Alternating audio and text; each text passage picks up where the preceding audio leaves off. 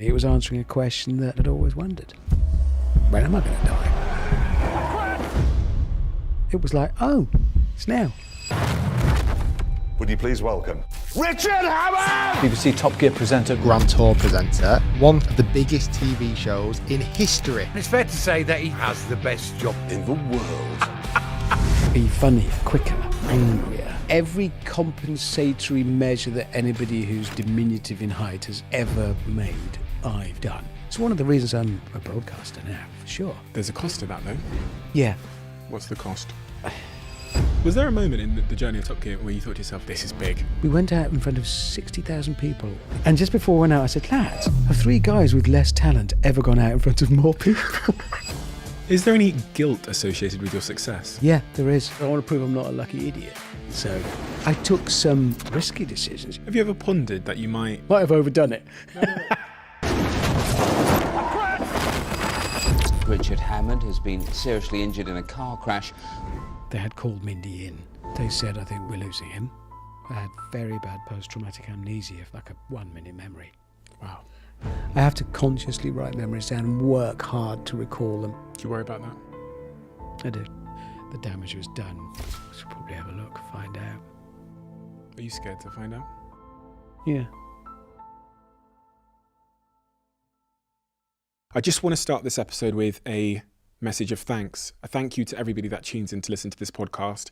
By doing so, you've enabled me to live out my dream, but also for many members of our team to live out their dreams too. It's one of the greatest privileges I could never have dreamed of or imagined in my life, to get to do this, to get to learn from these people, to get to have these conversations, to get to interrogate them from a very selfish perspective, trying to solve problems I have in my life. So I feel like I owe you a huge thank you for being here and for listening to these episodes and for making this platform what it is. Can I ask you a favour?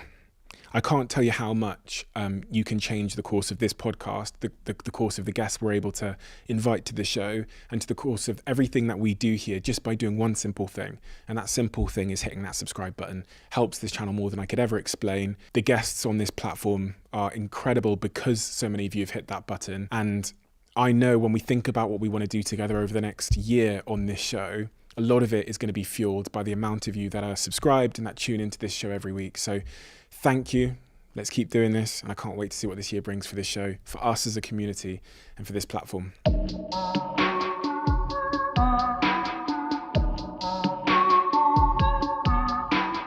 Richard, can we start by you giving me your context, your earliest context? Wow. Little fella, born in Birmingham. Mum and dad, I'm the eldest of 3 brothers. Quite a close-knit family. My mum's dad worked in the car industry. He was a coach builder. So he was trained as a cabinet maker, working with wood. Then he went into coach building, which is in the old days when cars had a steel chassis and then they'd have an ash, usually wooden frame over the top. So that's where he started, because his cabinet making skills were relevant. But then he stayed within the car industry and finished up working at Jensen. So cars were always in my imagination. They weren't like littering the drive, because, we had modest means. So we had a purple Marina coupe as our best car. But I loved them.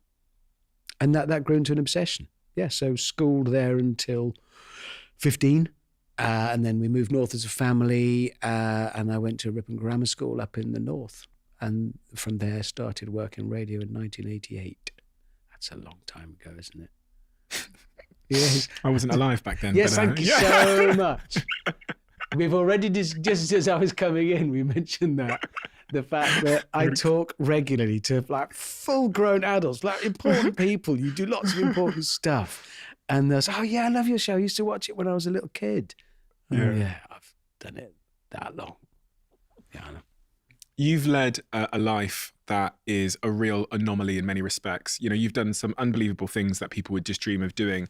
When I think back in my own life, I try and pinpoint the moments of influence, whether it was a TV show I watched or something that happened, for better or for worse, like you said with your dad and his love for cars, that made me end up living a life that was a little bit different.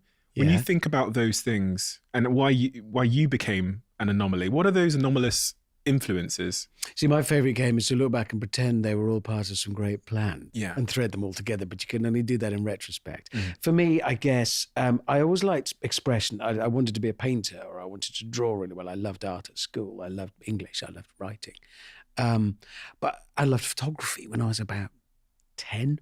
I improvised a little dark room under the stairs and print my own black and white photographs. So I loved all of that. But I was very much, things like that were for other people. I think it was a Birmingham thing. Brummies, I've always had to, but Brummies don't go, wow. Your average Brummie will never go, wow. They'll go, that's no, I mean, mate, Derek's got one like that, only bigger. It's just something we do. We don't profess to, we don't do that. And you kind of need to be able to do that to then think, that's what I might pursue. So key moment, am I making this up as being a key moment? I don't know. It feels like it. When I was 8, something like that, 9, my dad's parents lived in Weston-super-Mare. So we'd go on holiday there, which meant an endless drive from Birmingham. Yes, before the motorway went all the way. So I wasn't alive then. yeah, that's going to be a theme. We went all the way down to Weston-super-Mare to see them, and we were walking along the front there. There's a low sea wall and the beach down here on my right, and I saw there was a bit of a kerfuffle going on. And a bit later on, we looked over the wall. There were a load of people gathered round, and some people holding things. And in the middle, was Derek Griffiths, presenter, who was doing a piece to camera, and there was a camera there, and I remember thinking, "That's amazing. He's being so animated and talking to that thing. There's nobody there, but he's talking to it, he's engaging with it, and sort of almost pulling a response out of it." And I think that was, I didn't leave that experience going, that's it, I'm going to be a television presenter, because that was for other people, just as being a photographer was for other people or an artist. But it was there in my heart. That's when I thought, I bet that feels amazing. What was for you? If that was for other people, what did you think was for you? I don't know. I guess I would never have imagined anything that I've done happening to me. None of it. For me was just, see, I'm that bit older than you, and possibly there's a generation that were raised by people who were glad to have got through the war, and for whom what they really wanted was just a quiet life with nobody trying to kill them or their parents or their loved ones. So I wonder if there's echoes of that. And I think that was maybe still echoing around Birmingham, that what you really wanted was just to make sure everything's okay, just to look, everybody's all right. We can have a family life and we can just progress without making a fuss, sticking your head over the parapet, because that brings risk. So avoid that, don't. So I never would have dreamed. I'm not saying I was directionless. Had I asked you at 18 or 16, what are you going to be when you grow up, what would you have replied, do you think?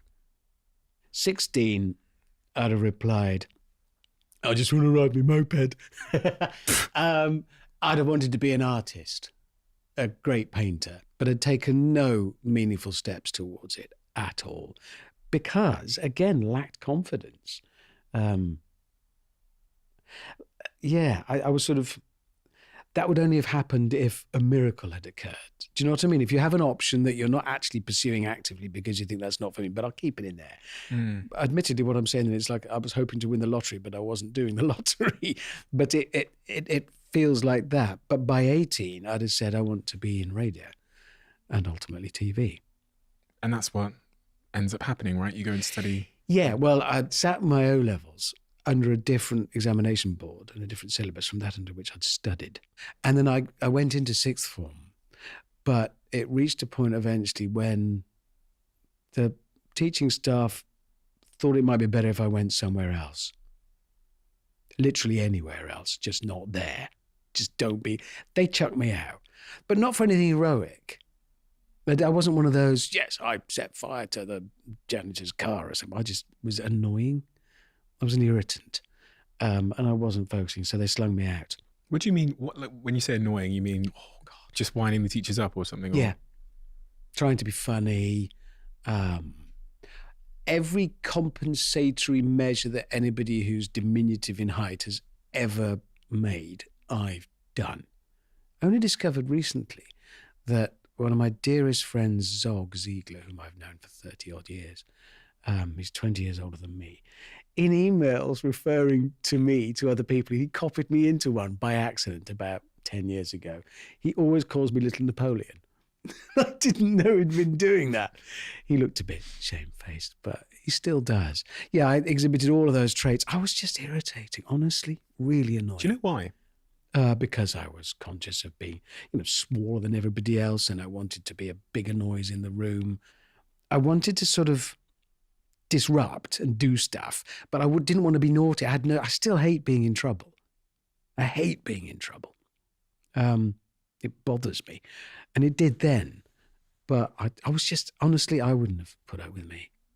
There's like a stereotype that if you're smaller in stature, that you're really you're insecure, that it becomes almost like a shame or an insecurity as a young man, and then you act against that by exhibiting certain behaviors. Was that true for you? Was there ever like a shame of being smaller? It was, yeah, I guess you don't really, it's not something you crave. Although, I've spoken to lots of tall people who often wish and had a similarly difficult time as a child, because you're always sticking out the crowd and you don't always want to, and you can't make yourself small. It genuinely doesn't trouble me now. I mean, the truth of the matter is, often when I meet people for the first time, and if they've seen me on the telly, there's a moment and they're disappointed because they're expecting to meet something that you'd hang on a Christmas tree or put on the mantelpiece. But I'm actually, 5'7"-ish? So I'm fairly average, really. It's just that I consistently work with much taller people. But it did drive me on as a kid. And I do, it's bullying. I've never bleated about it, but it is. And it influenced me greatly, yeah. Yeah, I overcompensated. I felt I had to. It's almost like you take that as a kid, you take that into the room with you. Anything that makes you different, whatever that is, you take that in the room with you, and it's kind of, you have to deal with it, and you have to deal with it. You have to compensate for it, be funnier or be quicker or be angrier or noisier or naughty. You have to somehow compensate with this thing, which is to do with, I guess, if you could bring that thing with you into a room and it was simply absorbed and it didn't matter, then you could be the person behind all of that. So yeah, I think it did influence. It's one of the reasons I'm a broadcaster now, for sure. Really? Yeah, bound to be. Must be. I've often thought, really, if you're lucky enough, it depends. People seldom have careers now as broadcasters, as I think of it, because they're personalities, and that's a different game. But I come from an era when it was a craft. I spent a long time learning about how to address an audience through radio. You never pluralize the audience. You talk to people one-on-one, all sorts of things. And those craft skills have gone, and they've gone from TV. Is that a bad or a good thing? I don't know. If actually we're getting to see people genuinely as they are, if we're celebrating interesting personalities rather than somebody who simply learned to craft, maybe that's better. But I was pushed to do it, I think, in part by that. And I've often said that the worst people to pursue it, as in the worst people to deal with the trappings of success in the media, are, by definition, the same ones who are the only ones driven enough to achieve it, because they're compensating. So Amen. That's why it can be damaging, because only the man or woman who is so desperate for it will have hung on and endured, sacrificing friends and time and spare time and sometimes dignity and whatever else in order to get there. And they're therefore the least able to deal with it when whatever it was that they craved is given them. But they'd be better off solving the craving, removing the craving, than feeding it. That's my theory. I said this to my girlfriend yesterday. Did you? In bed at 1 a.m. Yeah. You said? The point about how people that strive to have the admiration, let's call it, or the success, whatever, the sort of external validation is maybe a broader way to kind of describe that, are also the ones that once they get it, will struggle the most to deal with it, whether it's because of the scrutiny that comes with it, or the the power that comes with it, or whatever that comes with it. And so, that's my exact point. That's exactly it. Yeah, and we agree. I think it's fairly obvious when you see it that way. I'm not against all of that. I'm not, we live in that world where people can project their personalities across the world. That doesn't trouble me overly. The only thing that does trouble me is occasionally I'll meet a young person, a kid, and they'll say, "Oh, it's great. I love what you do. I'd love to be famous." And I'll always stop at that. Really? Why? Because, it's a byproduct of a fascinating and potentially rewarding job, and it can be important. It can be powerful even. But the fame itself it just means it's embarrassing standing on a train on your own because everybody's staring at you. That's all it means. I guess if you live in London and go out a lot, it might mean you can get a restaurant table. But you can only get that if you ring and go, "Hi, I'm kind of a big deal off the television. Can I have a table?" Oh, okay. And then you feel even worse when you can't. Were you aware that you were being driven by some kind of like insecurity throughout that period? Or was it really in hindsight that you look back and go, Was I aware? Yeah, I think I was. Yeah. I mean, I learned to fight early on. I learned to punch above my weight, to make a noise, to be braver. If there's some idiot on his bicycle trying to jump over some Action Man toys on a ramp, it'd be me. Yeah, I knew. I was a small kid just screaming, "Notice me, notice me, notice me." I think. And the problem there, of course, a lot of us don't. We will have traits that aren't always the best, but that are rooted in justifiable cause. But if your job then rewards it, if you are needily showing off, my mum used to stop showing off. Sorry, that was my childhood. But if you're then rewarded for it, wait a minute, your brain is sort of remapped a little bit to go, "Oh, so that isn't a bad thing. I should pursue that because I literally am rewarded financially and people seem to like me. So I'll continue doing it." It's why my midlife crisis has lasted 20 years and it's still going on. I'm quite enjoying it. Maybe 10, 20 episodes ago on this podcast, I started, because I'd heard similar themes in my guests, that they were they were almost describing themselves as being dragged by an insecurity. And I started to make this kind of distinction between being driven, which is maybe for intrinsic reasons or whatever, and then being dragged where there's some kind of void you're trying to fill, or insecurity you're trying to mend, or some validation you're seeking. And you're either in the front of the car driving down the motorway, or you're kind of on the end of it being dragged by this pursuit of like validation. And how at some point in our lives, we probably need to like take hold of the steering wheel and be conscious about the direction we're traveling in, and not being dragged by the insecurity or the desire to be liked, whatever it might be. Was there a point in your life where the thing driving you moved from being that insecurity, or that pursuit to show off and the validation it creates, to being a little bit more conscious? Because I sometimes worry in myself, but also in the conversations I have, that if we don't at some point realize what's driving us, it might drive us to the wrong place. It might drag us to the wrong place, shall I say. Initially, I don't think I spent that much time thinking about it like that, because heck, it was work. If you're a freelancer in radio in 1988, 89, you go where the job is and you live in whatever bedsit you've got to live in to do it. Because I love the job, and let's not, it wasn't one long introspective navel gazing party. It was, this is really cool. I really enjoy it. And in those days, I'd arrive at a new radio station, and if I was lucky, be given the radio station car, which was often quite a new car, which was, and dispatched in that with a Ewer tape recorder, which is a reel-to-reel quarter-inch tape recorder. That to you is a steam train. Is that like an iPod? Sorry. No. It's about 20 years before the iPod. It is, honestly, it belongs in a museum, but that's what we used. So I'd be dispatched with that to go and do an interview with no mobile phone to hook up. But when I got there, I loved it. I still love harvesting people's thoughts and ideas and sharing them via any medium. I mean, look at what we live in now. Look at what you're doing, what we can do, what I do. Drive Tribe that I now run, that is about doing exactly that.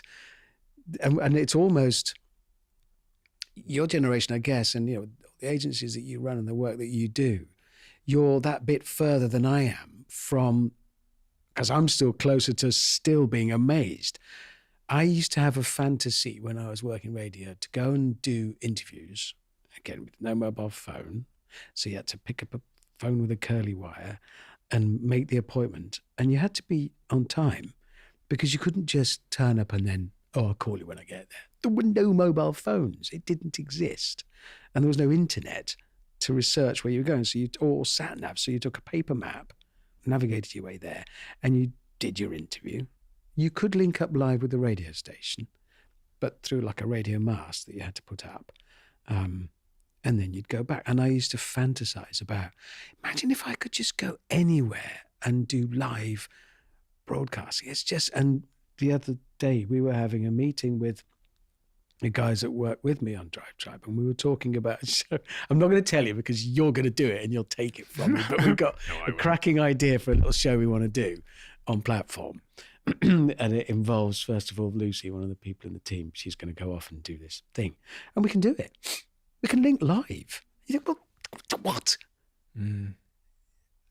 Maybe those of my generation should keep hold of that amazement and just keep it going, because it will be, I mean, to you, that's, of course you can. I'm still a bit amazed by that. Is that a good thing? Is it useful? I'm going to say yeah, but I'm only saying yeah for romantic reasons, because actually it makes no difference at all. The fact is, you can do what you can do. So do it to good effect. Sitting there, hopping up and down, going, oh, it's amazing that we can do it, probably doesn't help. What do you think? Better to be... Gratitude, right? There's a level of gratitude in there, which is a healthy feeling. Yes, there is. Yeah. I'm grateful that we are able to do that. I'm grateful that we live in a time when we can come up with an idea, sitting in my barn having a meeting, and then just do it. That's amazing. And a younger generation, or a generation that haven't been exposed to the change, might not, they just have an expectation that it happens, so there's less gratitude involved in the fact that it is make them all happening. grow up like I did, exactly, with no mobile phones and just a hoop and a stick to play with. I do sometimes ponder if that world, without the internet, My analog world. well, it would be a much more enjoyable world for the human being to live in. And it kind of links somewhat back to what we were talking about earlier, where if you think about the essence of what it is to be human, I don't think we're supposed to be exposed to this much information and this much sort of global connection, in terms of like the bombardment of notifications and this constant stimulus, which leaves you in that fight or flight state. Maybe But the drive to do that is quintessentially human, and it's one of the reasons we proliferated the way we have. That spreading of gossip and sharing of information and sharing of mutually agreed standards, be that industry showbiz gossip or religion or anything else.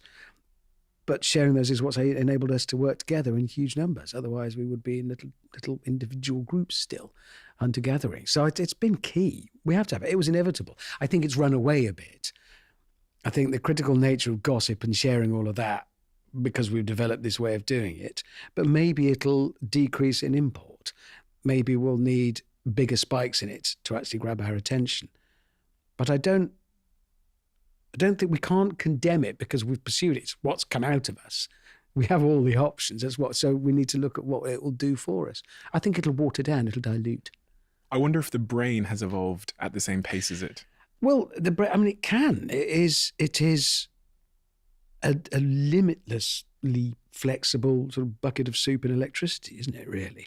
I mean, I dented mine crashing into the ground at 320 miles an hour. Stupid boy. That was typical me. I only did that because I'm a short bloke. That is short bloke all over. Anybody want to drive this rocket-powered dragster? Me. Will everybody be looking? Yeah, I'll do it. Then it crashed. But I did damage mine, and there were all sorts of anomalies within it, ways in which it didn't work as it should. Emotional responses were all over the place. No big motor control issues, but some. But it rewired, it fixes, and there's loads of instances of it doing that. So if the brain can recover and literally physically reshape and function post physical trauma, then it can also, we could evolve. We could be evolving now. Will it be genetically encoded and passed down? So will a new generation following on from you evolve? Will they carry pre-coded that information to deal with our digital world? Well, physiological changes, no. But then as human beings, because we have to have the capacity, you might be born a Wall Street billionaire, a fisherman in an Amazonian village. The same essential ingredients have to do that. We have to have that limitless flexibility. So maybe that's why our brain maybe it'll always retain that flexibility, which means by definition, it can't evolve in a distinctive route because that's narrowing options. We're still born with this incredible capacity to be and do anything within a very broad range of things. And we need to hang on to that. I mean, all a baby giraffe has to do is endure a 6-foot drop when it's born and be able to run a few minutes later and you're away. That's it. We have to do a lot of other stuff. I wonder. A part of the reason I asked this question is because I'm trying to think about a lot of the things we're seeing with mental health and how it appears that situational and environmental factors of the modern world are causing the brain to struggle in many ways at a fundamental level, whether it's loneliness that's driving the brain to feel a sense of purposelessness or something, or whether it's the overstimulation, which is causing anxiety and the brain is struggling to cope with that.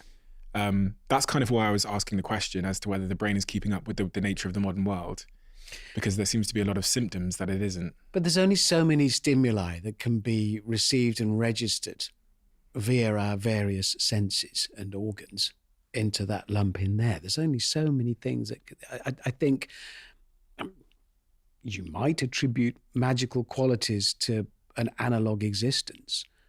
And you can see why we would, because an analog existence has a degree of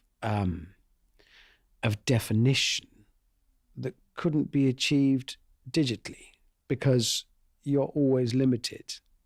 Whereas it's a bit like trying to explain science and the world using science, trying to explain the universe using science. It's only the languification of it. It isn't absolute. These aren't the facts. They're a version of facts that we can share between us, and sharing and communicating is what we do. It's what defines us. So that's all it is. It's the languification of that is, but it doesn't have the definition. It can't go down to a fine enough.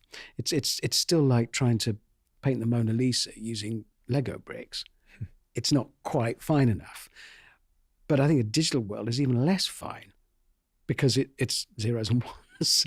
It's absolutes. And yes, in what we do, it's great. It returns empirical data on whether or not something is being approved of if you're making a marketing film, as opposed to sticking your finger in the air and seeing which way the wind's blowing and are people looking at that poster outside the bus station. Yes, but the poster outside the bus station in that analog world has a far finer level of detail than I think you could do digitally. But are you saying that it's intrinsically bad that we're drifting towards a digital world and away from the analog because the analog contains something that, because stimuli are stimuli. Are you still, Yeah. if you can stimulate, you can replicate, we could honeycomb the entire world. You could be put into a pod into which you could be given sufficient physical, mental stimuli, which is only chemicals, to maintain what is measurably a healthy human being. Would you be? I don't know. I guess I'm asserting that like humans clearly have some fundamental needs, shelter, connection, I was going to say psychological safety. I'm not sure that's necessarily a human need, but it's important. And some of those things seem to be being stripped away by the nature of the world we live in today, where, in America, when asked how many people have you got to turn to in a time of crisis, the answer used to be 3. I think it's the modal answer, or the medium answer is now 0. Theresa May appointed the first loneliness czar. They think loneliness is significantly worse than smoking 20 cigarettes a day, reduces your life expectancy by 10 years. And I wonder whether that's almost like a human response to something that's been stripped away from the way we live our lives over the last whatever. Like living in 4 white walls alone as a single bachelor, ordering my food using a glass screen, dating using a piece of glass, stimulating myself potentially sexually using a piece of glass screen in my hand. And then the processed food that I'm eating, I'm just wondering, and then look, the constant stimulation of this dopamine hit from this glass screen as well in my hand, that's keeping me awake up at night, hurting my sleep, and then keeping me in fight or flight because I'm nervous about something on this glass screen, But if that's the answer, what is the answer to that? Because we made it collectively as a species. Yeah. We have gone that route. I mean, I'm not sort of We made the absolutist. I'm nuclear not saying bomb. we've gone that way. Well, yeah, I'm not saying we've gone that way. We must continue doing that. It might well be that disruptors need to put their hand up and say, "Are we sure?" Yeah. I mean, it's like, I wanted to talk about the car because I believe that the car is sort of an expression of some of that. Because in that analog world, which, all right, I'm from, you've got those needs. So you need shelter, I suppose, warmth, food, stimulation, supplies, mate. Once you've got beyond cave, a car comes to represent all of it. That's why it's important. That's why it very quickly became a symbol, because you've got shelter, but what are you going to do? Starve to death and die of loneliness and boredom at the back of your cave? No, you need to leave it and get that you need. And something that can get you there first, to the kill, to the mate, to the resources, is powerful. That's what the car became. You're very passionate about the role of the car in society, aren't you? Yes, I am, because of what it represents, which is everything other than shelter. Yeah. And here's me getting all poetic and romantic and dewy-eyed about the analog world, because I think something that moves you physically, corporeally, from one place to another, that's powerful, because I'm going there, I'm taking my person, myself, and the universe only exists for each of us in here. So I'm taking, therefore, the universe with me to wherever it is I'm going to do whatever it is I'm going to do. And that makes it impossibly exciting. And for that reason, I don't think it'll ever go away. Top Gear. That really was a big hit. Yeah, it caught on, didn't it? Yeah, it was remarkable. I'd done car shows. I'd done radio for years. Moved to the south to get a job at Renault in the press office so I could get to know the editors of the car shows, which I duly did, one of whom, Pete Baker, saved me and gave me a job on Granada Men and Motors making little car shows. And then eventually, after years and years and years of doing that, I auditioned for the new Top Gear and got the job. When you got that job, what were your expectations of the role of the Well, show? initially I cried and opened a bottle of champagne with my wife. Oh, God, yeah, it was it. Well, I'd spent my whole life trying to do that, so it had worked. Yeah, it was a huge moment. But we just thought we'll make a car show. I remember the conversation in White City, BBC HQ, with most of us, it's before James joined, but the rest of us were all in place. And weirdly, some of the people we still work with now, we were all in that room. And we all said, right, these are the ground rules of Top Gear. It's about the real world. Cars that people really buy. No supercars. No foreign travel. We're only going to drive proper cars that people buy in this country. And then that didn't last very long at all.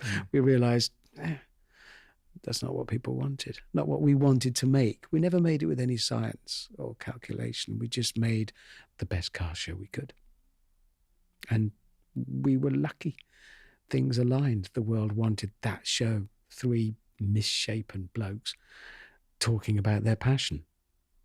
But I do think you'd have watched that pottery show. I don't care about pottery at all. But watching people who are so into it, the lovely chap cries when somebody does something. It's like, wow. Watching people engage with, indulge, or share their passion is incredibly compelling. Whether it's for making pottery or baking or dancing, it doesn't matter. Or cars, it doesn't matter. I want to know more about why. Like, why did people love it? You're touching on some psychological elements there, but what is it doing for the viewer at home in terms of what is it giving them? Because it's not just cars. No. It was. We were still a car show, but we always used to say you don't have to be a car nerd to watch it. We do that for you. I think it was a means of escape, but through a relatable portal. Because you could look at all of us three, and let's be honest, we're none of us Brad Pitt. We're none of us any good at anything, really. You could. I think people would always find they'd identify with one of the three of us. Am I the little short, squeaky, brummy one, or am I the more graceful, long-haired, slightly fat one, or the really big, fat, shouty one? Which one am I? Which one? And you'd fall into one of those camps. And so that would sort of take you along with us on whatever adventure we were going on. It's why we ended up making today the big trips, because that's what people liked, the proper escape. The one thing that troubles me, though, is about that business about the subject being important. If you're going to make a TV show, a podcast, piece of internet content, whatever, about something, the subject leads. It has to. It has to have that authenticity and integrity to it, because we, the audience, will see when it doesn't. And cars, for some reason, are always, if somebody's going to make a TV show or a piece of internet content about it, they say, right, we'll do this thing about cars, okay, and then they don't get anybody who knows about cars involved in making it. But you wouldn't do that if it was baking or dancing or cooking or sport or football. I mean, you wouldn't. You'd want that baked in, because it's not so that you wrong foot your consumers, your listeners, your viewers, or catch them out or show off that you know more than they do, but you can demonstrate, this is real. This is an authentic passion. And we always kept that right at the forefront. It wasn't big, but it was there. Even though what we were doing was ridiculous, often. How much of it was scripted per se? I was watching some clips earlier on, and there were such moments of brilliance. I was wondering, is that like a producer in their ear telling them to crack that joke or to like say that to him? Or is that just them being comfortable enough to be the free? really good bits are in the moment. But I mean, that's easy to guess, isn't it? You'll have said some killer, funny or incredibly moving things in the moment. That's when we do our best work, all of us. So we would always devise a broad trajectory for the whole thing. If we're making a special, it's expensive. So we can't just, we'll just go to Mongolia and see if some stuff happens. You've got to set something up. But that's the minimum you're going to come back with. And the best bits will be the unplanned bits, of course, always. Was there a moment in the journey of Top Gear where you thought to yourself, fucking hell, this is really... What? This is big. Oh, well, the surprising moment was day one, Studio One, Series 1, standing in Dunsfold. So this is 2002, very early, or maybe 2001 we filmed it, I think. I can't remember.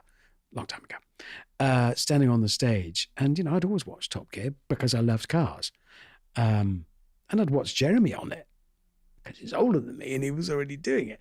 And so as it was recording one, they played in the Top Gear theme.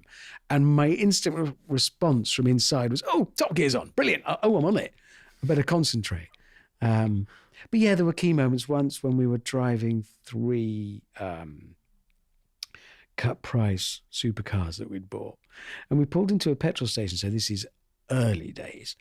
And everybody came out running to see us and to talk about the cars. And they sort of got that, oh, what are you boys doing? What are you up to now? And that's when we realized, oh, hang on, we've created something here. It's got a momentum of its own, which is great. And it really did have a momentum of its own globally. No idea why. Honestly, none of us have. None of us have. We just made the best show we could. And next thing we know, we're walking out in front of 30,000 people on stage in South Africa or Sydney or Hong Kong or all around the world doing the live stage shows with people that loved the show. And we left. Why? We went out in front of 60,000 people in the Polish National Stadium in Warsaw. And just before we went out on stage, I was with the lads backstage, and we have those earpieces and microphones so you can only hear each other, otherwise too much noise. And they were all, wow, there's music playing. We were about to all drive out with some terrible stunts. I usually hadn't listened to the briefing, so there'd be a crash. And just before we went out, I said, lads, have 3 guys with less talent ever gone out in front of more people? We thought, no, that's ever happened. No, listen, it was just a serendipitous lining up of a need for our slightly anarchic approach. I don't know what happened. It was just a time. Came and went when we fitted. Someone asked me on an interview I did earlier on, it was Arcadia magazine, they said, is there any guilt associated with your success? And it's quite a curious question. And it stunned me into a bit of a silence. Guilt. How does that question sit with you? Is there any guilt? Same thing. Yeah, there is. Guilt is, it's slightly more refined than that. It's almost a why me. It's what? Yeah, because I'm still the little Birmingham lad that being a photographer wasn't for me. That's for other people. I can't do that. I can't actually be a photographer for real in the big world. And if somebody had said I could, run various businesses and be a television presenter. And no, don't be daft. There's not guilt. It's being conscious of being the beneficiary of a great deal of luck. When I was younger, I went through a phase of, yeah, but I always had, luck often lands at 2 a.m. and you're the only one still in the radio station editing. So that's where, no, it's just luck. It really is. Because I've got people who started in the same year as me, 88. And I've got all the luck. I took some serendipitous decisions. I took some risky decisions. I stepped away from my only ever job with a company car back into broadcasting and took a massive pay cut. I took a massive pay hit when I joined Top Gear. They were risks, but they're only risks if they're freely made. Given that they were the product of whatever it was in me that was driving me to do what I was doing, it was already going to happen. So I'm lucky because not only did that opportunity come along, but earlier in my life, something had happened and equipped me with the need to gain whatever it was I stood a chance of gaining from taking that risk. So I took that risk. So it's still luck. It's still luck. Somebody else could have had that same opportunity, but they hadn't been lucky enough on top of that to have been given that extra impetus to pursue it and take that risk by something that happened earlier in their lives. So it's luck. And I've just been very lucky. That's a strange feeling though, isn't it? To think that you got to live this life because of a set of factors that, you're born in a certain place in a certain way, and then that created that impetus you describe, and then the dominoes that fell and the decisions you chose to make because of all of those subsequent experiences lands you with this incredible job with an incredible level of freedom. It's can be quite as you say, a why me like feeling. Yeah. Is it guilt? It kind of is. It tastes slightly differently, but it is sort of, is it embarrassment? Is it slightly embarrassing? Is that why having, accidentally stepped into so many luck traps? I'm now, running my businesses, and because that's something I feel I can say, no, I did that. That wasn't just lucky. I made that happen by consciously taking decisions, by thinking about it. Maybe. Don't know. But then I'm lucky enough to have the opportunity to do that, which I would never have had. So it's the whole experiment of my life has been skewed entirely by those key elements of luck at those key stages. But we all have those. We're lucky to be alive. And it's easy to say that, and it sounds trite and nonsensical, but we are.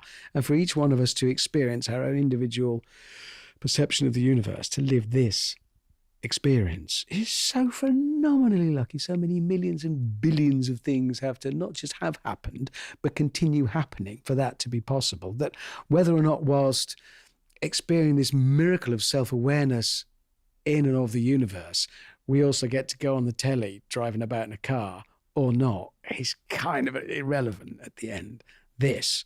Having this conversation, being aware of having loved ones, being aware of yourself in the world, being aware of the world, all of that's the amazing stuff. The rest is just stuff. And that's easy to say for me because I'm not that worried about my next phone bill. It's a lot harder if you are. I get that. And I'm not failing to be aware of that. And right now, for a lot of people, whether or not they get to do a job on TV driving around in cars, or whether or not they get to look at the universe and talk about the idea of God and love existing or not with their mates, is kind of less important than they've just had to have a prepaid meter fitted for their gas. So the answer to that, guilt, embarrassment, I think carry it with you, maybe learn from it, look up from it occasionally and think, what can I make me better able to connect with people?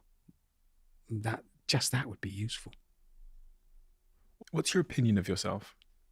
This is a really interesting question, but you said something which kind of brought me to this question about this idea that maybe the building these businesses that you have now is another pursuit of like proving one is worthy, I guess, because of... Sometimes I want to prove I'm not a lucky idiot. So what does that say? That's why I said, what's your opinion of yourself? It's probably, I guess for that reason, as I've probably just revealed, it's probably quite low, isn't it? I'm very conscious of being very lucky. I think to describe myself. What does the voice in Richard's head say Richard is, who he is, what he is? He'd like to be more fair about life. That troubles me, I think, fairness, and I'm aware it's desperately unfair. But also, yeah, as with a lot of us, I'm fairly anxious inside, need to be loved. Same. Desperately. Need to be reassured. And one of the dangers, I mean, I should imagine you'll find this given, you're young and enjoying a stellar career in what are archetypal positions of power and authority. So it's very likely that the world will look at you and think, well, he's the last one that needs a bit of reassurance and a chuck on the shoulder and someone to say, oh, you're doing really well done. Whereas actually you do. And I certainly find that's something that I need. I need someone to acknowledge that things are going well and you're taking advantage of whatever luck comes your way. And, I love building my businesses up because I love the fact that I'm conscious that's other people's jobs. This is their story I'm helping build. If they get working with me at 24, even if they only work with me for 5 years, they'll remember that forever, like I remember the first radio stations I worked at. This is their history. We're taking a part in writing, so I'm conscious of that. But at the same time, sometimes you just need someone to ruffle your hair and go, well done. Mm. And that would be nice. Yeah. I'm not asking you to ruffle my hair just because I'm slightly awkward. Cheers. But, No, it's. I guess it's quite curious because someone looking in might think, well, Richard's done so much in his life. He must just be absolutely satisfied, and he must be feel completely complete, and like there's nothing more else to prove or to. But the business point you made sounds like you feel like you have something to prove there. Yeah, and I'm 53. I've got another go round in me yet. I'd like to have. See, I don't know, when you're thinking about time off, if you've ever got time off coming up, which I shouldn't imagine is very often, and I know it isn't for me either, but when it is, I always think, yeah, God, I'd love to just take a week and wake up every day and just go for a run and then maybe ride an old motorcycle and just really, really revel in. No, I don't. Immediately, I am hideously addicted to work.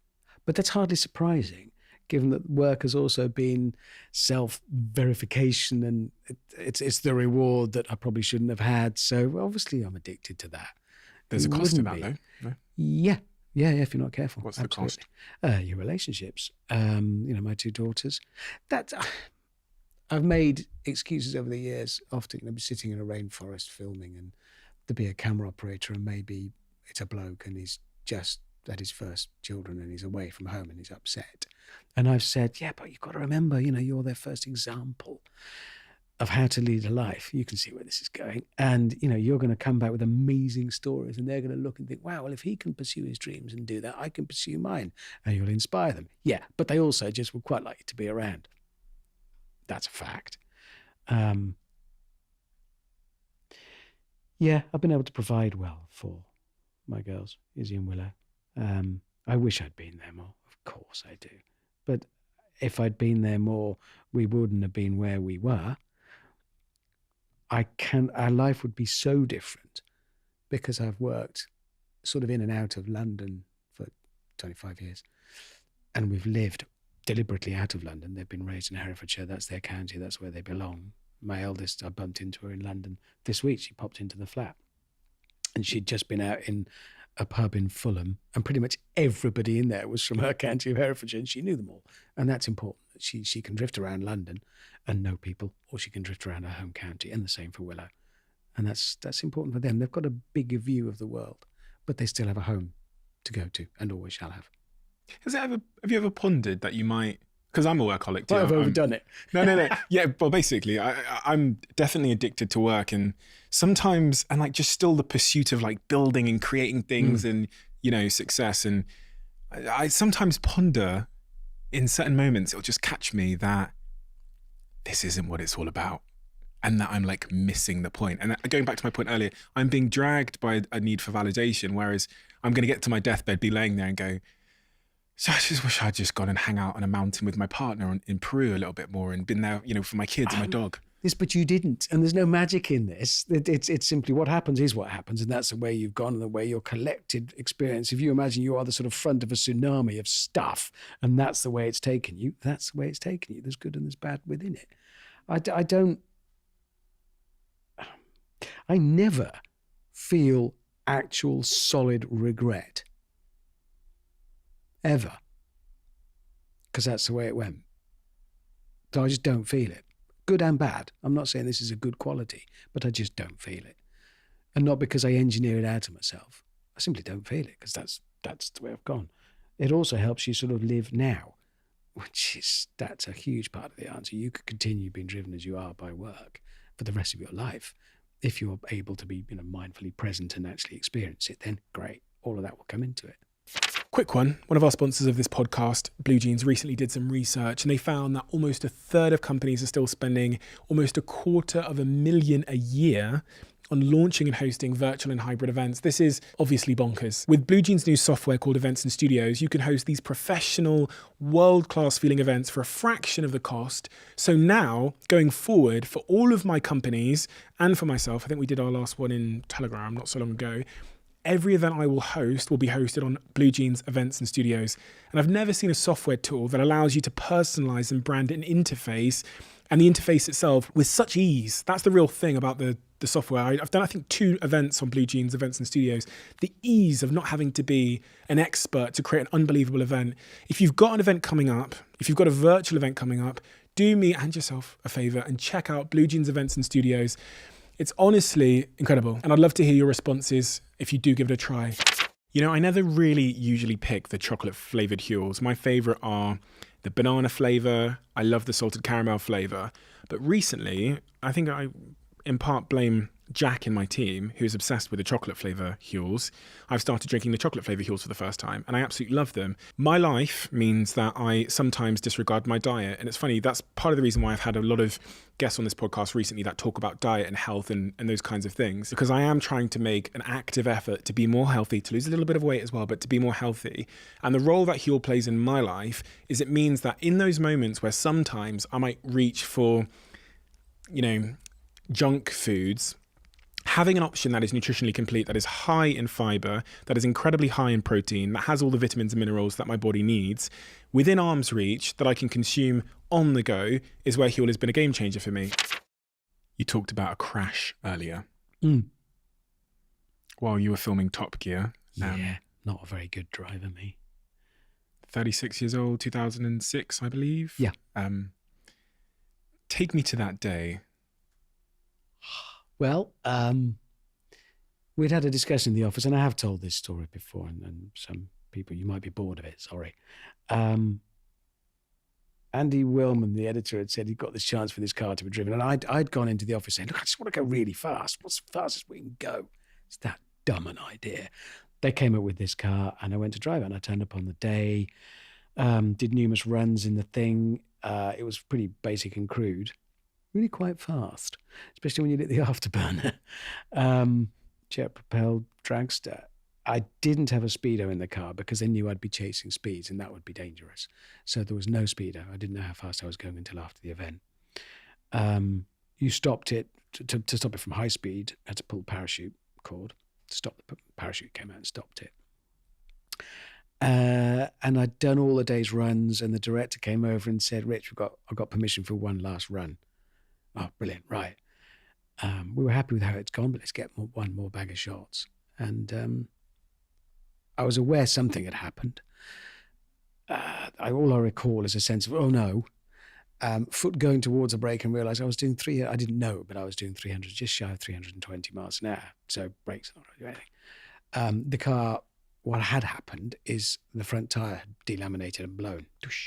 The car had skewed right and was going off road, but it was still doing 290 miles an hour as it started to roll. I'd pulled the lever for the parachute, which was all that mattered to me when I finally, weeks or months later, became aware of what was happening. I needed to know, had I done that? Because I looked at my children and thought, if I've nearly denied you a father for the rest of your lives because I'm an idiot and I did the wrong thing, I wouldn't forgive myself, but I did do the right thing. So it was never going to stop it. So then it went over.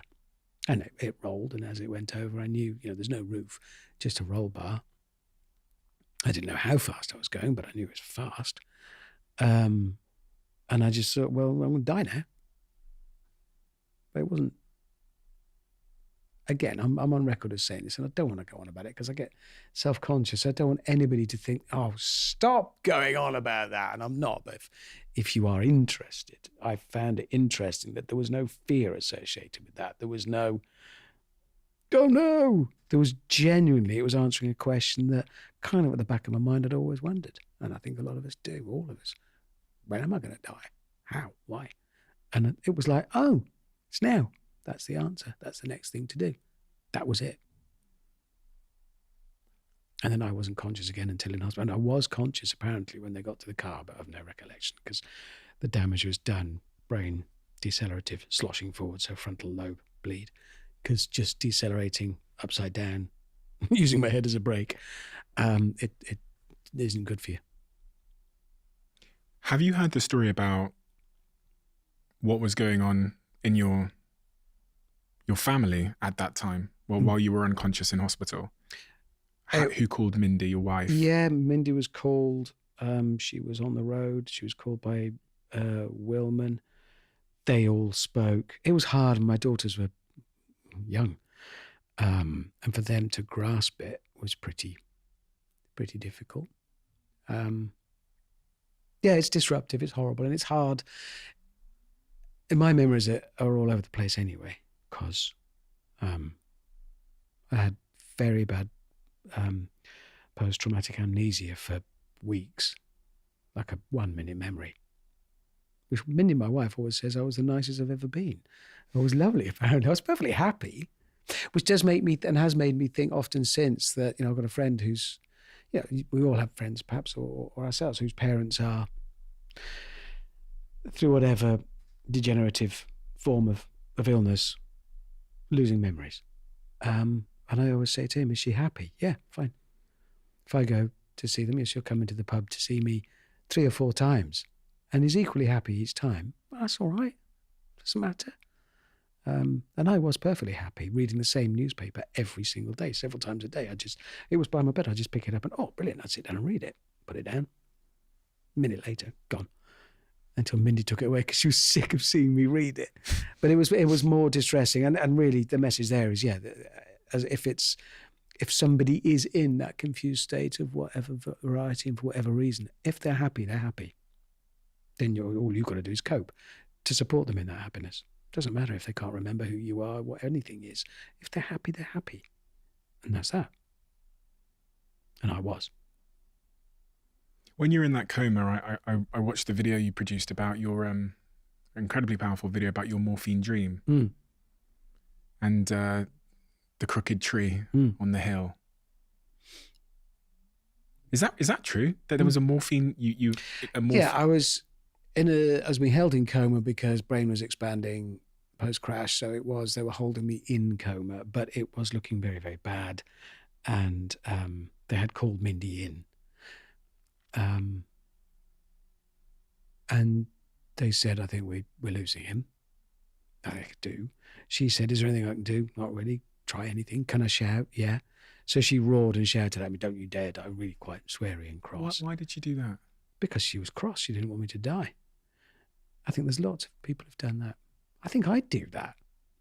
But when all else is tried and failed, if somebody is lying there, last resort, don't you dare. Because, she wanted me around. I think we'd all do that. It's not just a movie trope. You are calling to somebody. And I think we know in our heart of hearts, we do have a great deal of independence in terms of what happens to us. Our mind is a powerful thing. Mind and body are one. Chiropractor friend of mine, he'll kill me for that. Osteopath friend of mine, Steve. Sorry, Steve.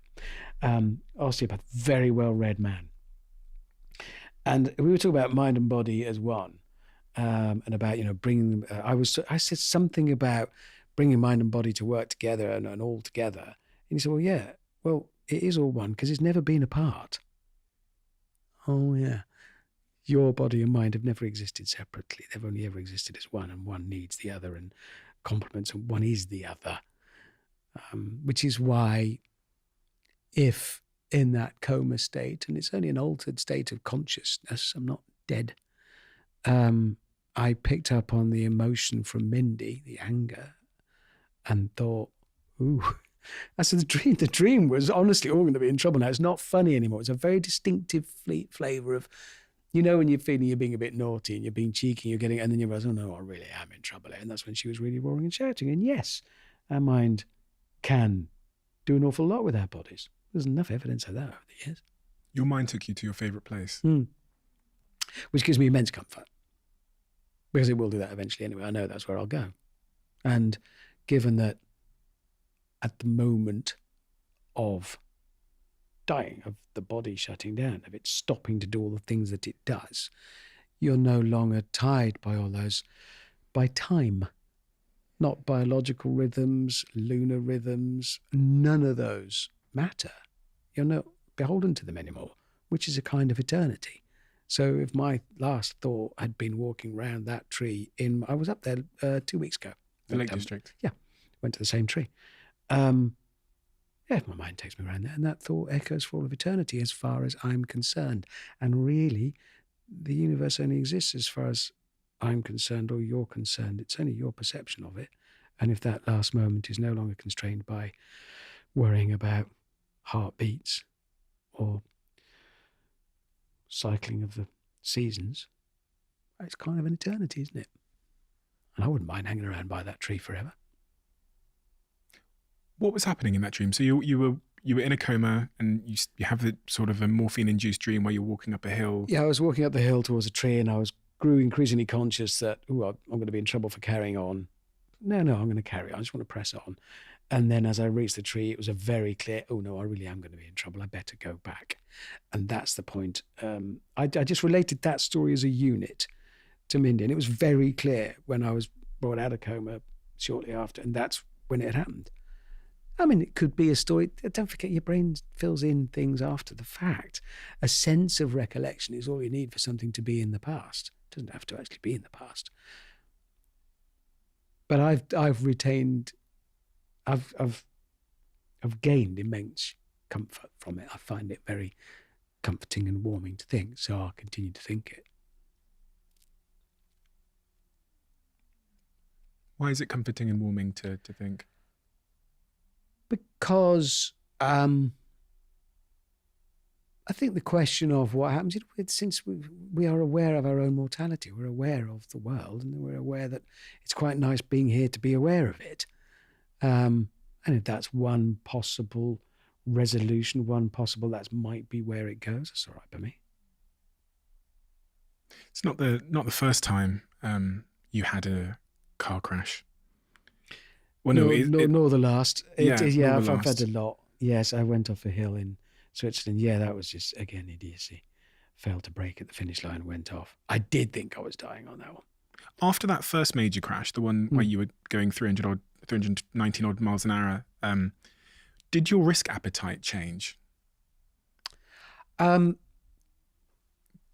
of no, because it was always assessed as risk. I knew there was risk, and we had done everything we could to mitigate against that. The air ambulance came. I was saved. No, it has done more latterly, but that's because I'm getting older, I think. No, it didn't really radically change it. But you came remarkably close to your two young girls not having a father. And getting close to that reality must leave some kind of perspective change, or some kind of, it would certainly make me think about the prospect, and maybe start planning differently, or it possibly did that, but then getting older does that. Passing 40, passing 50 does that. It's in line with everything else that's ever happened in my life. It doesn't really stand out massively. It did for a while. But it doesn't now stand out as a particularly, we'll hang everything on that, because there's also passing 40. There's all those other milestones that we all have, and processes that we go through, and subtle and not so subtle shifts in our priorities needs. That happens. That's just woven into the fabric of my life, and it's just one couple of stitches in it. After the crash, you experienced depression. Yeah, I mean, Mindy was told by the doctors that a frontal lobe brain injury would possibly lead to me having a greater propensity for obsession, compulsion, depression, paranoia. Mindy left a pause, my wife, and just, you didn't meet him before the crash, did you? Which is quite funny, to be fair. It's quite a good line.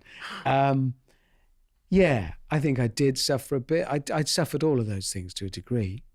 Yeah. In so much as I became aware of them as a thing because I could feel them from the inside and see through them to the outside. So yeah, I was aware of them. All of those things, obsession, compulsion, paranoia. Yeah. Depression? Yeah. What were the symptoms of that made you realise that it was a reality for you? How were you different, or what did you feel? Some of them were really weird moments, and I still get an echo of it. I remember having been institutionalized for a long time in hospitals and actually in recovery when I thought I was free. I wasn't really. I was still being monitored and I was still being carefully guided. But when I was really free, I would have, I'd be coming into London to do something and I could open the wardrobe door and just look at all the shirts and just trying to work out, it was too much. Choice was a problem. I found choice really difficult for quite a long time. But also, I mean, feeling your emotions derailed or interfered with as a result of what is only a neurochemical imbalance. That's all we're talking about. It's just chemicals and electricity. I was walking across my drive of my house and I felt this sudden welling upsurge of love in my chest. Well, what's that? This is not that long out of, still on the road to recovery, I suppose. And eventually I identified it. I'd walked past my old Land Rover, which I do love, but only because I quite like it. It's an old Land Rover, but it just triggered this absolutely, I thought, blimey. It made me think, if emotions can be that profoundly affected by what was just a mix-up of chemicals and electricity in my head, then I am more aware of, I don't listen to my emotions too closely if I'm very, very tired. Or if I've had a big night out with the boys the night before, if I've drunk red wine, I do not tune in to see what I think about anything because it's irrelevant for a day. Those are the rules. I've been quite lucky for that reason, that I've had that slightly more objective look at my own self, my emotional self and myself. On that road to recovery, was there a hardest day where you look back and go, that was the most challenging for myself and Mindy? And there were loads. Anger I was angry for a while. Not really? Massively, but anger is a problem in people recovering from brain injury. The weirdest thing, though, I've chatted to so many people who've recovered from acquired brain injury, acquired in so many different ways, from being shot to falling off a ladder to a car crash, whatever. And the similarities are astonishing in the road to recovery, really are. The confusions, the weaknesses, the slight, it's not guilt. I mean, I wanted a T-shirt that on the front said, "I'm okay, stop asking," and on the back that said, "I'm still poorly," because it's if you run for a bus, well, a while since you ran for a bus, but if one were to run for a bus and you twist your ankle and you sort of carry on running on "I'm all right, I'm fine, yeah," it's a bit like that with what I'd done. But of course, what I'd injured was me, where I am, and how I see where I am. There's a horrible circularity to that type of injury. And I had a close friend who, again, was similarly injured, falling off a horse, because he's an idiot. And again, massive similarities there. A more different man you couldn't imagine. He has dignity, status, gravitas, great family, everything I'm not. But his experience of recovery, very, very similar. Are there any remnants of the accident in terms of injuries? Or probably, but there's probably remnants of everything that's happened to you in your life and everything.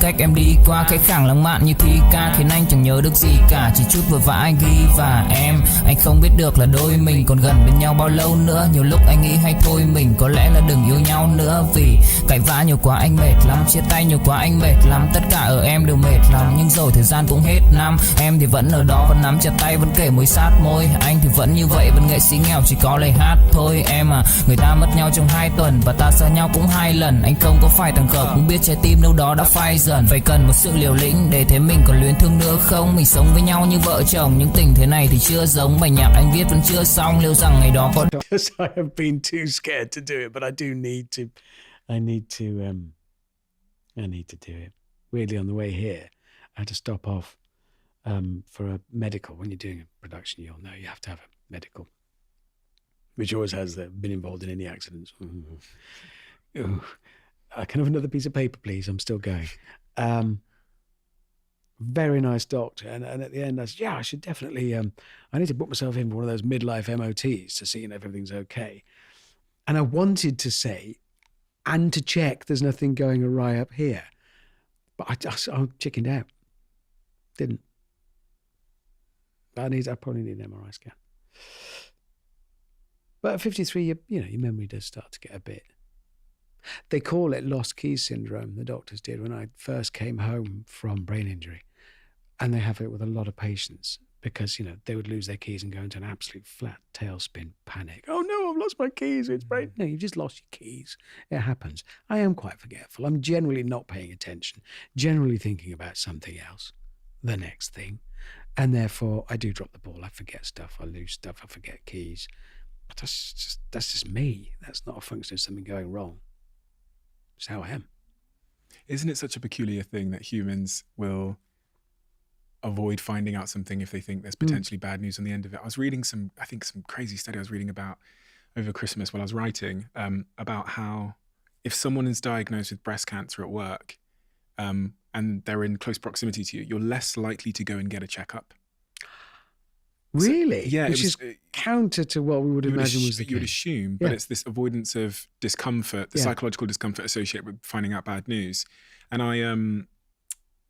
I had a procrastination expert on the podcast once upon a time, and he said, whenever you're procrastinating on something, it's because there's some sort of psychological discomfort associated with the activity. And let's say you don't feel competent about, so you end up just doing the dishes all day or whatever it might be. So when you're procrastinating, you've got to ask yourself that question. What is the psychological discomfort here that I'm trying to avoid? So I'm asking you, Richard, what is the psychological discomfort you're trying to avoid and why? Quite simply facing something I wouldn't want to face. It's my own doom. It's all that. I would find it very difficult to talk to my family and say, right, this is what's coming. I know I'd be all right. As I've said, if you're in a confused state, it doesn't bother you, but I'd feel bad putting that on them. Yeah. I want them to have a future full of hope and clarity and energy and vigor and potential and fun.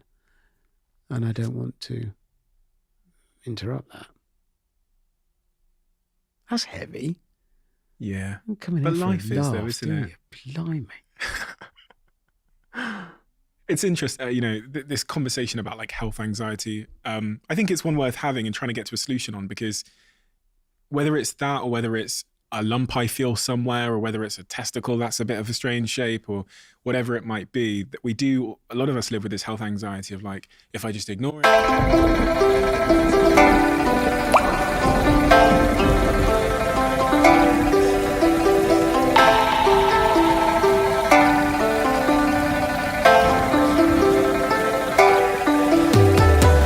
Cả buồn mà cất lời không lên, người đi mất mà nhất thời không quên. Lòng u tối dù đất trời không đêm, kể từ khi sống lấy lất đời không em. Đầu quay cuồng trong hơi men, đưa chân về nơi quen, dấu vết chẳng hề phai. Và rồi chợt nhận ra và vô tình khơi thêm ký ức bung lơi êm mà đã từng kể vai và ngồi. Chẳng cần thiết phải viết lên sử sách mà lại phải nếm trải chuyện não nề.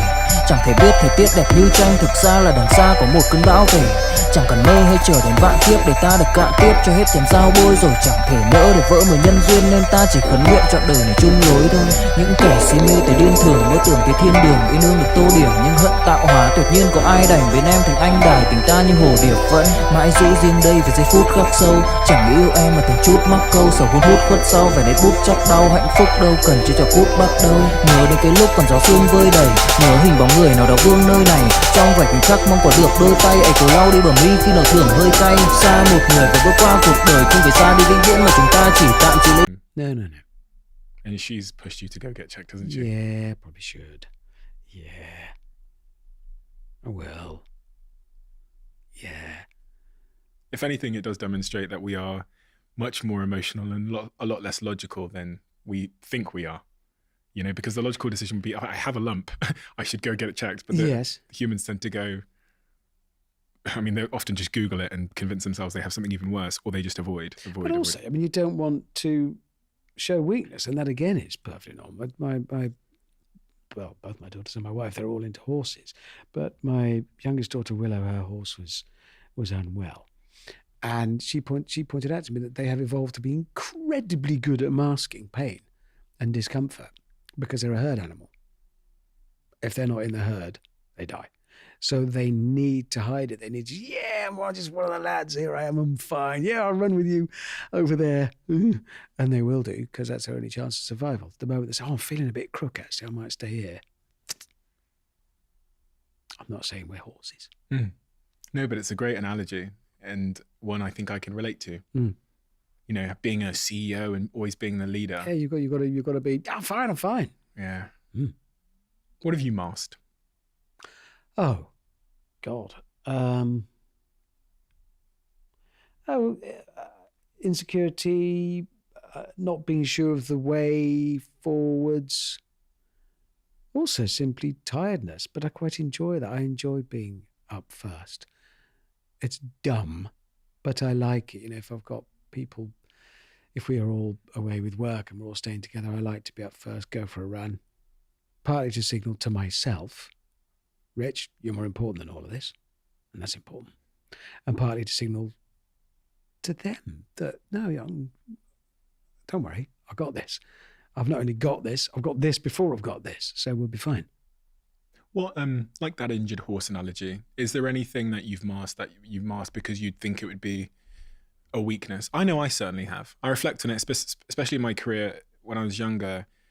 When I was struggling, I wouldn't tell a person, because I couldn't believe that a CEO and a man could possibly express that.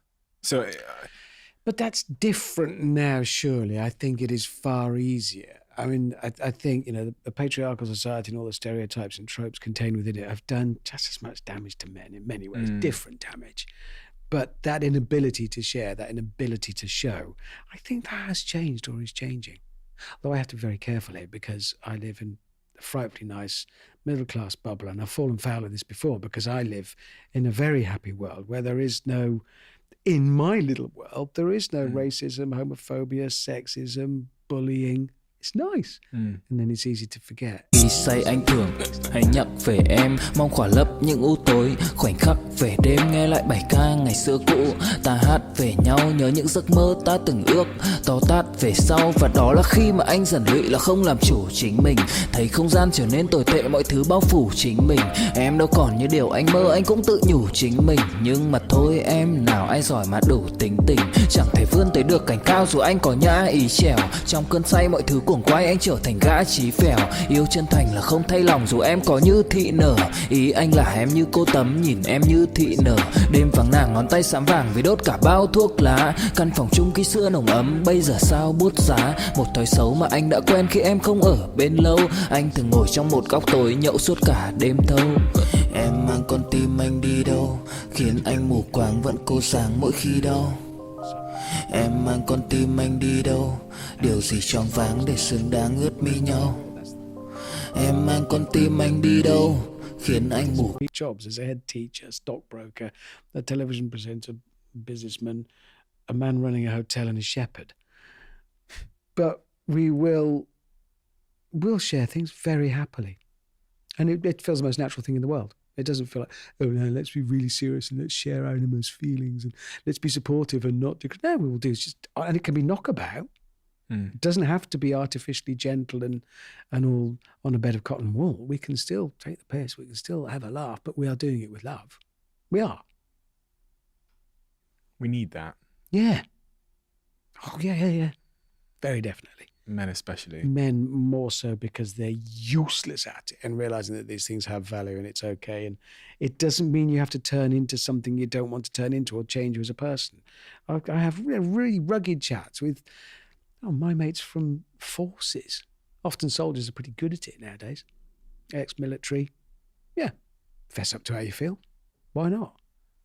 Nothing to be ashamed of. Your beautiful young daughters, Isabel and Willow, they turn to you and they say, Dad, what advice would you give me on living a full, content, happy life? I'd rather just ask me for money. I would say I've got a beautiful picture here that I found oh, that is them. on the internet. Bless them. That's after doing some show or other. Yeah. That is them. I would say, well, they already are in a way. They make wise decisions. They're clever. Willow had got into, the youngest, she'd got into a couple of good universities to do psychology. She loved it. She's interested in it. She's bright. They both are. But she'd got a bit quiet about it. And we said, what's up? She said, well, I'll do the psychology, but we know the only thing I've really been passionate about is horses and matters equestrian. And I don't want to get 5 years from now and think, oh, I could have done it. I said, no, you're absolutely right. And if there's one piece of luck you need to take advantage of, it's that I can afford to look after you for a bit longer. So if you want to go and explore it, and then in 5 years' time, you'll be able to say, yeah, I did it, or I did it and failed. That's better than not.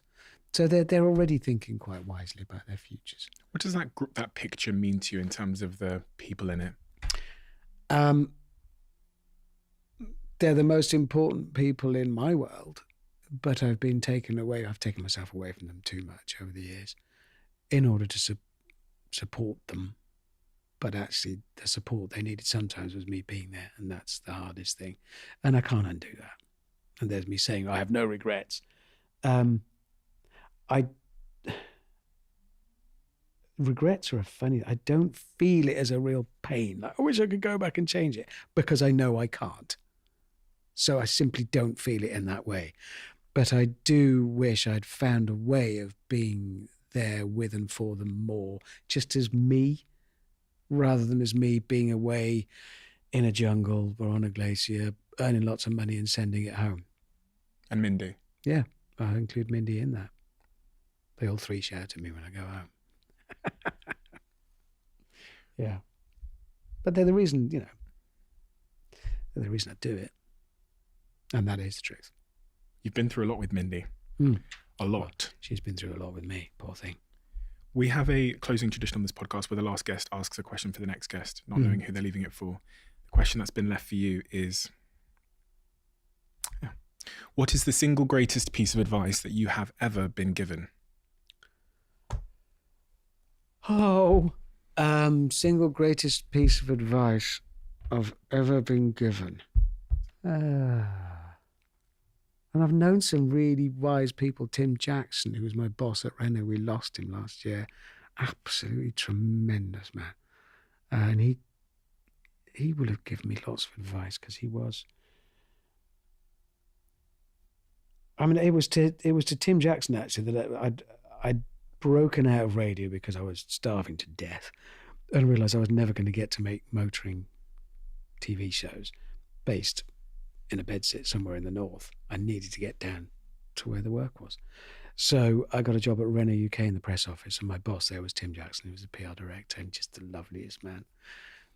He only gave me the job because during the interview he'd realised I was wearing a pair of shoes that had buckles and laces, and he'd drawn them throughout the interview. He said to his secretary, "Look at that! I think we'll give him the job." He told me to follow. It sounds really cheesy, and I don't want to dress it up as follow my heart. But I knew I resigned twice because I got the job for a bit of TV work. So I filmed the review of my company car, sent off to Pete Baker, and he said, yeah, okay, well, I can't promise you a lot of work, but I'll give you some. So I had to leave Renault. So I went back to Tim and said, Tim, I'm going. And I had tears in my eyes when I said it. We were both heartbroken because I really enjoyed working with him. And in fact, I went back in end of that week and said, no, I can't go, I'm staying. But then I went back in on the Monday and said, no, I am going. And he absolutely said, no, you've got to go with it. You have to follow it while you can. And I think that applies to everything and anything, because you won't always be able to. And maybe that's what it distills down to. If you're thinking, should I do this? Well, can you do this? And might there come a time when you can't, in which case you should. And that's sort of what came out of what I had with that quite teary conversation over an egg sandwich one morning with Tim Jackson 20 odd years ago. Richard, thank you so much. It's Thank an honour you. to meet you Absolute as someone I've watched since I was Yeah, all right. Thank you. No, but you're incredible for so many reasons, not least because of your success and everything, but really you're a remarkable communicator. Someone I've really learned a lot from in that department, communication, telling stories and keeping someone engaged through vivid language and your sort of tonal expression. It's really remarkable. And you've lived a life which is incredibly inspiring. So thank you so much for the inspiration. It means a huge honor to meet you today and to have the opportunity to have this conversation with you. I was tremendously excited, and you've over-delivered and then some in terms of everything I was hoping this conversation could be. So thank you. Thank you for your kind words. And I enjoyed it. And I look forward to seeing the next one. Thank you.